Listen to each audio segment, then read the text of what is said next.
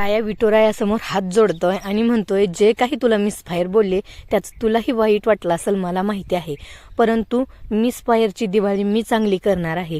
मी मिसफायरला एक चांगलं दिवाळीचं गिफ्ट देणार आहे, ते म्हणजे मिसफायरचं मोडलेलं लग्न असेल. जय घोरपडे बरोबर मी तिचं लग्न कधीच होऊ देणार नाही आणि हेच तिच्यासाठी दिवाळी गिफ्ट असेल, असा निर्णय राया घेतोय. इकडे मंजिरीची आई मंजिरीला जिजी मंजिरीकडून वचन घेत आहेत की तू या लग्नातून माघार घेणार नाही, आणि जर समज मला असं काही खटकलं जयचं वागणं तर मी स्वतः हे लग्न मोडीन, परंतु तू या लग्नातून माघार घ्यायची नाही असं मला वचन दे. इथे मंजिरीला फार वाईट वाटलंय, तरीही मंजिरीने जिजींना वचन दिलंय की ती लग्नातून माघार घेणार नाही. इकडे रायाचे वडील रायाला भेटलायत आणि रायाला सांगतायत की तुला जे पण काही करायचंय त्या मुलीबरोबर ते तू कर, परंतु लग्नाचा विचार तू करू नको. तेव्हा राया फार चिडलाय. मी बाई गाई आणि माईची खूप रिस्पेक्ट करतो, हे तुम्हाला माहिती आहे ना. हे म्हटल्यानंतर ते पण आश्चर्यचकित होत आहेत. इकडे मंजिरीने वचन दिले की मी लग्नातून माघार घेणार नाही, काहीही झालं तरी मी शेवटपर्यंत माझ्या निर्णयावरती ठाम राहील. तेव्हा जिजींना फार बरं वाटलंय आणि यांचं हे सगळं बोलणं चोरून शशिकलाने ऐकलंय. इकडं मंजिरी तिच्या बहिणीशी बोलते. तिच्या बहीण तिला सांगते की खरंच तू मनापासून या लग्नाला तयार आहे का. तर मंजिरी सांगते की त्याचे माझ्यावरती खूप उपकार आहेत, तर मला आता त्याच्याशी लग्न करावंच लागेल. तेव्हा तिची बहीण तिला खूप चांगल्या पद्धतीने समजावते की लग्नामध्ये उपकाराची भाषा नसावं तर विश्वास असावं.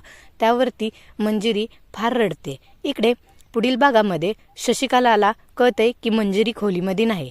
मंजिरीची बहीण तिला येऊन सांगते त्यांना सगळ्यांना की मंजिरी खोलीत नाही. तेव्हा सगळ्यांना आश्चर्याचा धक्काच बसलाय. शशिकला म्हणते की अजून ही पोरगी पळून गेली की काय.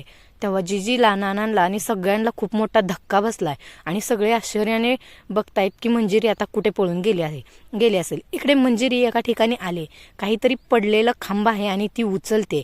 तिथे त्यावेळी राया आलेला आहे आणि राया पण तिला मदत करतो तो खांब उचलायला आणि दोघंजण मिळून तो खांब उभा करतायत. त्यावरती राया तिची माफी मागतोय आणि तिला म्हणतोय की मला हे खोटं नाटक करावं लागलं, म्हणावं लागलं सगळ्यांसमोर की मी हिच्याशी लग्न करतोय. त्यावेळी मंजिरीला खूप मोठा धक्का बसलाय की खरंच माझ्यावरती रायाचं प्रेम नाही का. हे ऐकल्यानंतर मंजिरीला खूप मोठा धक्का बसलाय आणि मंजिरीने रायाला विचारले, म्हणजे तुझं माझ्यावरती प्रेम नाही का. त्यावरती रायाला पुढं काय बोलावं हेच कळलेलं नाही आणि राया मंजिरीकडे नुसता बघत बसलाय. त्यावेळी मंजिरीला फार त्रास झालाय की रायाचं आपल्यावरती प्रेम नाही आणि रायाने सगळ्यांसमोर माझी इज्जत वाचवण्यासाठी हे खोटं नाटक केलं होतं की त्याचं माझ्यावरती प्रेम आहे आणि त्याला माझ्याशी लग्न करायचं आहे. तिला फार धक्का बसलाय आणि खूप वाईट पण वाटले की रायाचं तिच्यावरती प्रेम नाही हे ऐकून. आता पुढे काय होईल हे जर तुम्हाला पाहायचं असेल तर आपल्या चॅनलला सबस्क्राईब करा, कारण मी घेऊन येणार आहे डेली रिव्ह्यू येड लागलं प्रेमाचं या मालिकेचे तुमच्या भेटीला. तर आपला चॅनल सबस्क्राईब करून ठेवा. धन्यवाद.